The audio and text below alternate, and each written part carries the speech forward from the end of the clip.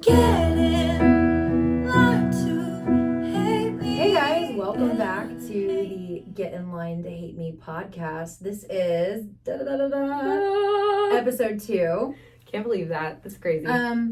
Episode 1 was long, but the point of that was to truly get to know us as quickly as possible. And we gave you a lot. We gave you some meat and potatoes inside of that for sure. Yes. It might have been a little too much, but you know what? That's okay. And we're going to continue on. Yes. Building and growing here. So what are we going to talk about today? Because we've not planned this out. No, we have not. Which could be... It could be a disaster or it could work. Well, in the first podcast, we did talk about why we're here. And we are here because we're exposing mediocrity. Okay. Yeah. I'd love... I think we should elaborate on the mediocrity. I think so. Well, okay, kind of what launched this whole thing was an absolutely hilarious thing that I didn't think would blow up. Isn't that how it always goes? But on TikTok, I wrote a perspective on Carrie Underwood's current voice, like right now, right here, right now. And I'd say even for like the past 8 years. I would agree with that. And I shared, partially to my detriment, that she has damage in her voice. And you can recognize it a whole lot more now. And I recognized it mostly in her inauguration kind of trivia with the... What is the word I'm looking for? Thank you. America the Beautiful. Thank you. And her rendition, off the cuff, by the way, a cappella rendition of America the Beautiful. Okay, so the internet really got cramped on that. They got up in arms. I was like, if you get up in arms in this, ooh, what am I going to say next? And then they proceeded to ask, like, what are your credentials? Like, what makes you, I guess, have the ability to say any of this? And they were asking for our rendition of it. Okay, and that blew up. It's almost at 500,000 views. Which is amazing. Absolutely crazy. I want to talk about this, though, because we have lost the art of critiquing. And culture is terrified to say something that is, I guess, going to be seen or deemed as negative, right? So we steer clear. And this is the problem we have now. Of even voicing it. Exactly. We steer clear of saying anything harsh, so to speak, or I guess implying there's a weakness. Oh, yeah. And so now we make room for everyone at the table, okay? And I have a problem with that. And this is where you're going to get in line to hate us, because there is not room for everybody at the table. Nope. And the way that I mean that is we should be doing quality over quantity, but the industry has done quantity over quality. It has spit out replicas of someone that has done well in the industry. We have had no problem signing the carbon copy of somebody that is unique. But then we will sign inauthentic replicates of the unique artist, now making it no longer unique. So, an example, you have a Hardy, and he is unique in my eyes. How he writes, how he puts an excellent bar on how he writes. I agree. I would also He looks and he says, I'm going to write something redneck, but I'm going to do it in a way you've never heard it done before. I would also say, to add to that he has a different side to his voice and what he uses in the dynamics inside of where he plays well. He knows his strengths. You better believe that man knows his strengths and he knows his weaknesses. Not only that, you can just tell. He grew up on hardcore rock and metal, and he has brought that influence into his music. Now, what we're seeing, because that struck a nerve with people, and they were like, oh, I like this. And Hardy, quite literally, yes, he is a top tier artist. Now you'll have people go, I'm going to do that. And I don't have a problem with doing it. I have a problem with why you began doing it in the first place. If this is something that is authentic to you and it comes very organically and natural, fine.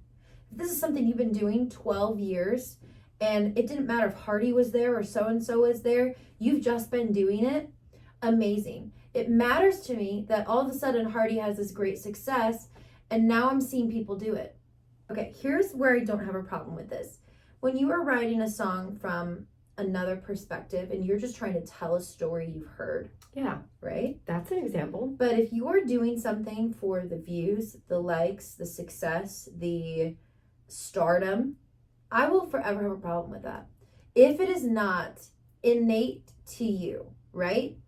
If you don't go out to a bar and shoot whiskey straight, please stop putting it in your song. Good Lord. And I'm going to make a shout out to the females of the music industry. I agree. Because I know maybe 4 people in my life, women, who have actually liked whiskey straight up. It's pathetic. Whiskey straight up A. Okay, that's step 1. Straight up whiskey.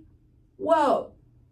That's intense, okay? I did in Savannah. A whiskey. So I can actually say that in my drinking years, it was better for my vocal cords. Yes, I didn't want to get into all the sugar. It was. So at that time, I would have whiskey. Yeah. Now, the truth is, I have a hardcore side to me. So if I said in a song that I did do whiskey at a time, right, that's authentic. But I'm not a whiskey drinker inherently by trade. It's not like my craft. Yeah. Stephen Wilson Jr., he's writing songs about his trade. But I don't think I've heard passed whiskey down. No, it hasn't been. I don't think I've heard it yet. And Hardy has, but I guarantee Hardy, he drinks whiskey. Hardy has talked about it a couple times. But Cleverly. He talks more about beer. Yes. Which makes a lot of sense because if you look at who he is, he drinks beer. I mean, that's in like his photos. But there are women here in Nashville. Okay, and I'm not trying to get sexist, but you're going to have to prove to me. We're going to call a spade as a spade. That your whole life you have had whiskey and liked it to put it in your songs. It's the same concept as, okay, we're going to apply whiskey to every country song to make it country. It is the same concept as Hardy struck a nerve with people. Okay, so we're going to put out carbon copies of him and we're going to sign all those carbon copies. Yep. That's the same mentality here, okay? At one point, whiskey held a standard. It held some significance when it went into the song. Whiskey for my men, beer for my horses. Absolutely, okay? That was legendary. And then, because it hit a nerve, people are like, oh, I like that. Now we're going to just do it and do it and do it. Okay, it's the same thing as you've heard a song on the radio 30 times a row in a day. It loses its significance with you. Because we don't know, as a culture, we do not know how to wait for excellence anymore. We do not know how to allow for silence to have a season. God forbid there is not an icon popping up for a whole year. All right, wait for a year. I agree. You do not have to sign the second, third tier down from icon status. You can wait and withhold your deals. I agree. With artists. But we don't. So what ends up happening, and I told my mom about this morning, you end up, I'm going to use an analogy because I'm a very visual person. Let's say you have a hotel. And in this hotel, you're checking out all the rooms and you really don't care who needs a room. It's just ding, it's money. I know it's money, so I'm just going to check out the hotel room. By the time somebody comes to the hotel that actually needs a place to stay, there is no room.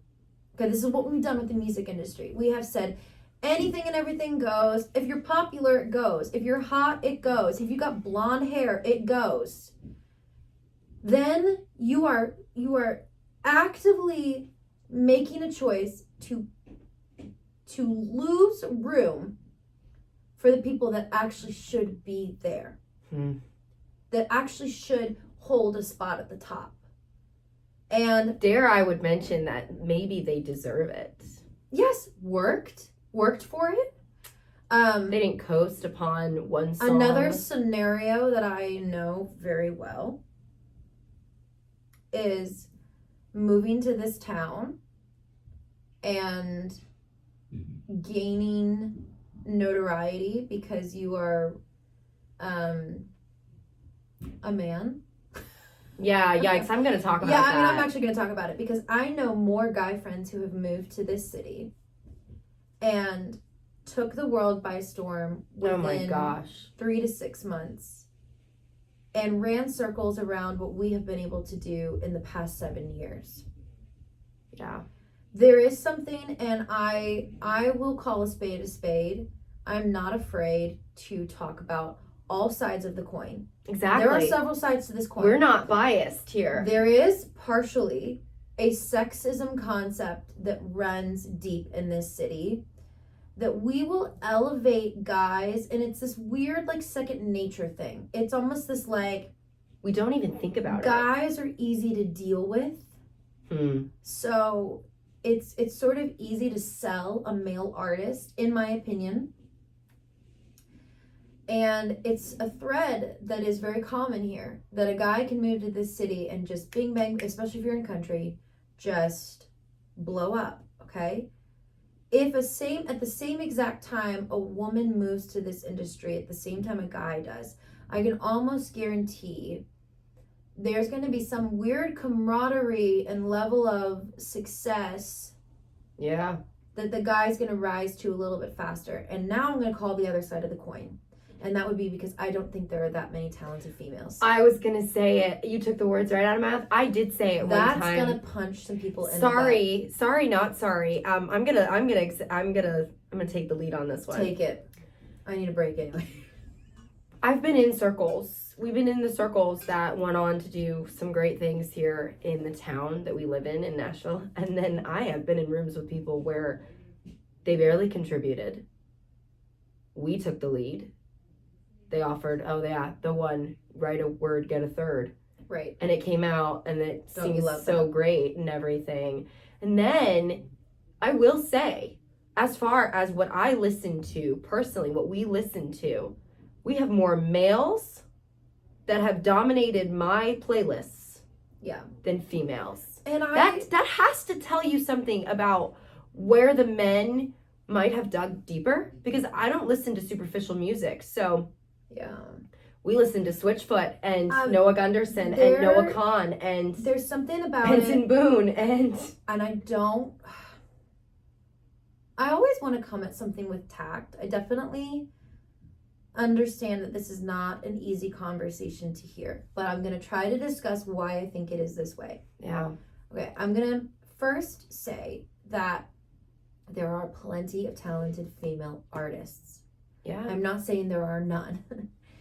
But what I will say is that I feel like I hear more male artists that define themselves. I think are doing something that feels authentic and unique than I see in female artists in this city. I agree. In particular, this city. In Nashville. And I'm going to try my best to not F with my mic. I'm going to try my best to explain why I think this is. Okay, for starters, it is very easy to be a country guy because country music kind of involves this earthiness, right? Automatically, when you think of country, it's this backwoods, back roads, get your hands dirty, or slow life, blue collar, slow life, farmer, cabanas under the trees. That was the Kenny Chesney. Cabana, like the Kenny Chesney side. Yes. He wrote from a very swaying perspective. So you've automatically got sort of this male perspective. Okay? Because I think that the theme of country music has a more masculine identity. It has more masculine nature. Can we agree with that? I think it's safe to say. It's not like being in a city and pouring a glass of champagne and sitting out and watching the skylight or the skyline.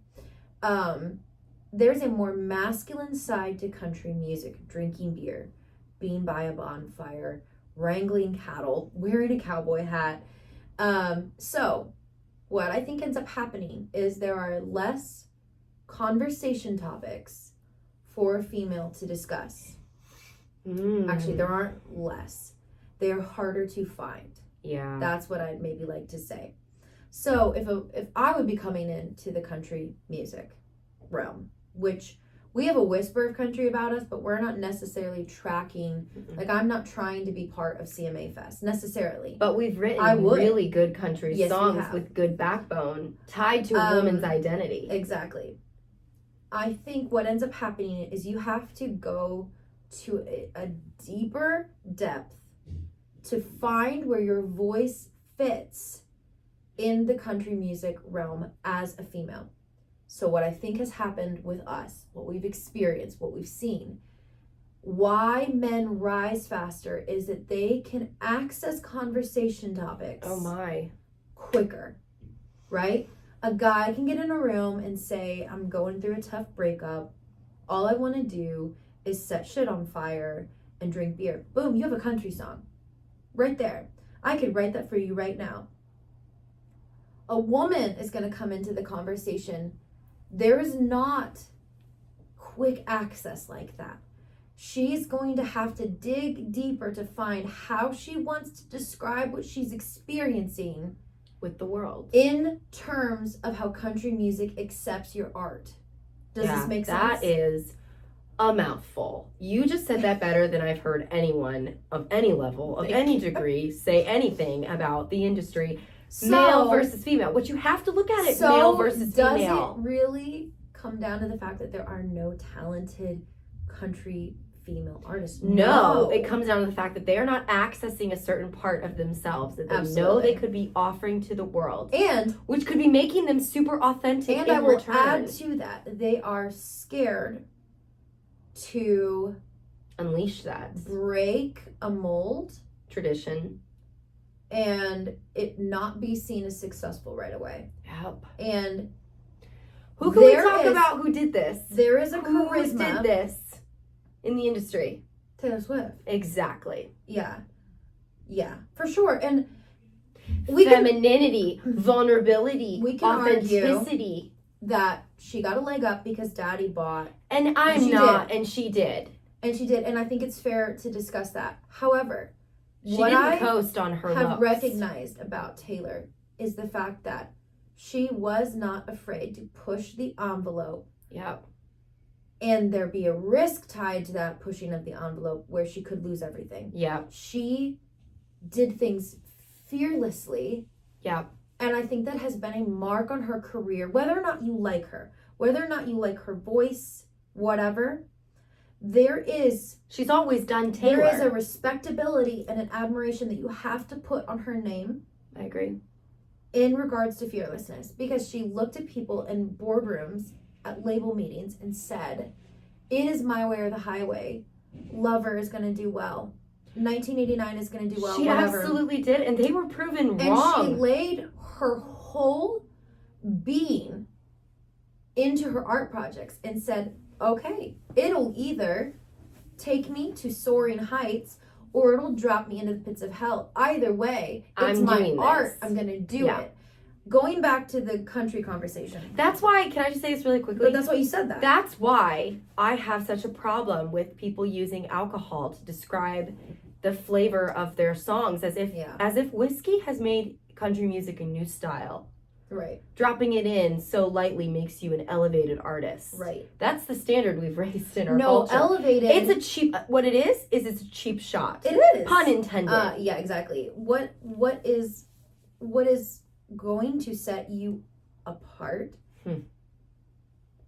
is not whiskey. No. It is saying the same thing that everybody has said for a million years in a different way. And I'm going to come back to Hardy. Because he doesn't just say, I'm a damn good hunter and I can get anything I set my eye on. He says, I have a freezer full of good aim. Anybody else done that? That is so good.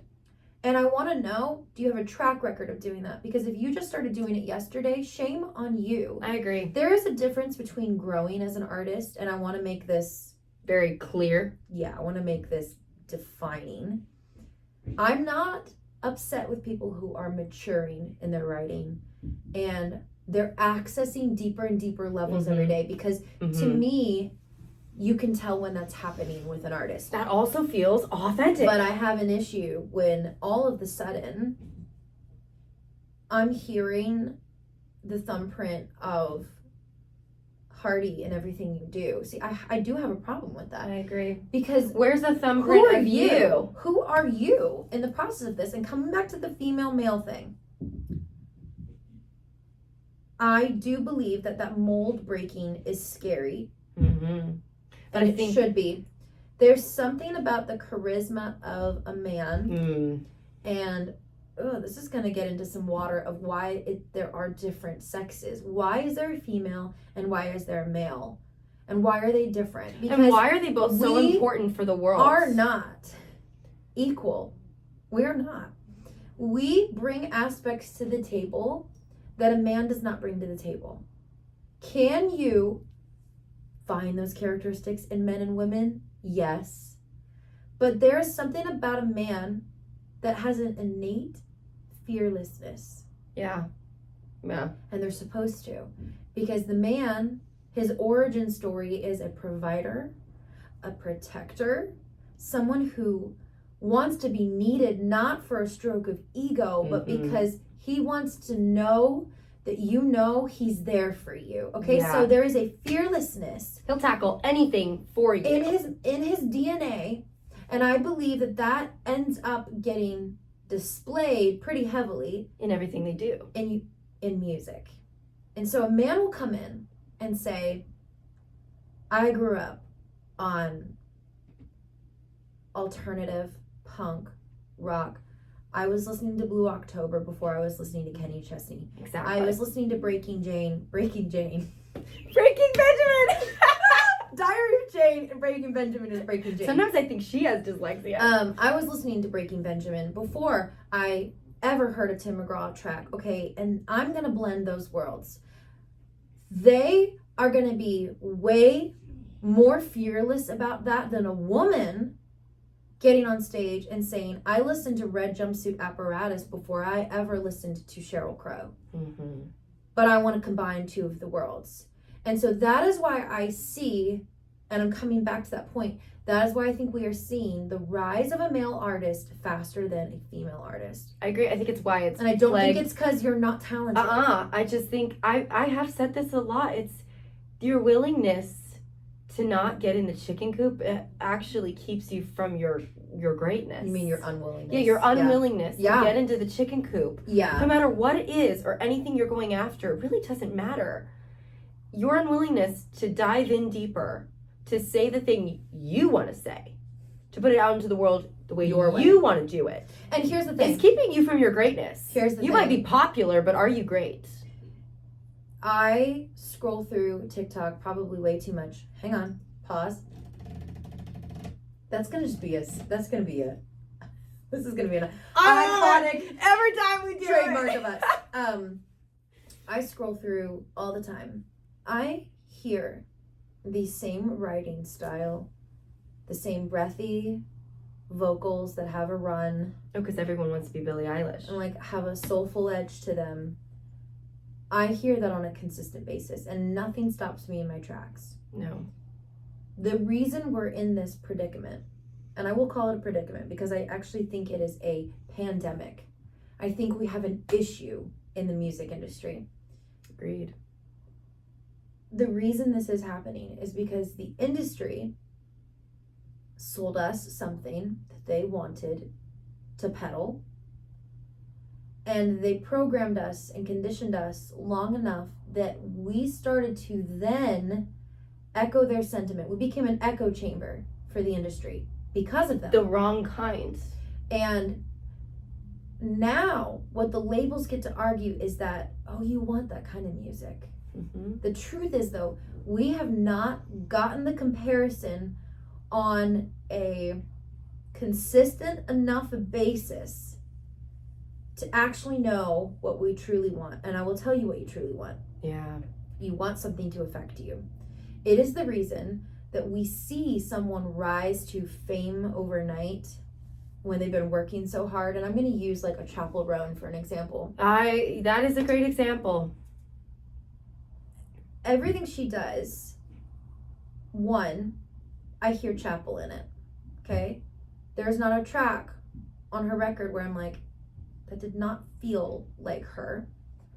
Two, she knows how to write a melody that represents her vocal ability, and it emphasizes her voice. Okay, it doesn't detract from her voice. Wow. Yeah. It emphasizes. Yeah. And 3, she's actually writing good lyrics. Like, these lyrics kill. I agree. And her melodies. I agree. Her melodies make me want to go back to the drawing board. Off the charts. Okay, the reason that she just one day kind of just took over the world is because we are all waiting for something to affect us, but we are inundated on the daily with stuff that is just cheap. Knockoff. Oh. It is. Knockoff is the right word for that. It's like someone could be the real Prada. It's empty. And you have just a bunch of fake. Or it is over emotional.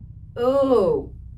Now. That'll have to be the next one. That may be the leak for the 3rd episode, because we have a lot of people who are, dare I say, crying in a cool way. It's a song we wrote. Don't ever take that. They're doing something emotional because it's trendy and not because it's their story. There you have it, folks. All right. I think that concludes the 2nd episode of the Get in Line to Hate Me podcast. Make sure that you find us on all of the things. Obviously, this is the not fun part of the podcast, but hitting any kind of subscribe bell, notification, whatever, that helps us greatly, because we know that you know. Yeah. And you can stay up to date with everything. Exactly. We're releasing music on YouTube, not just the podcast.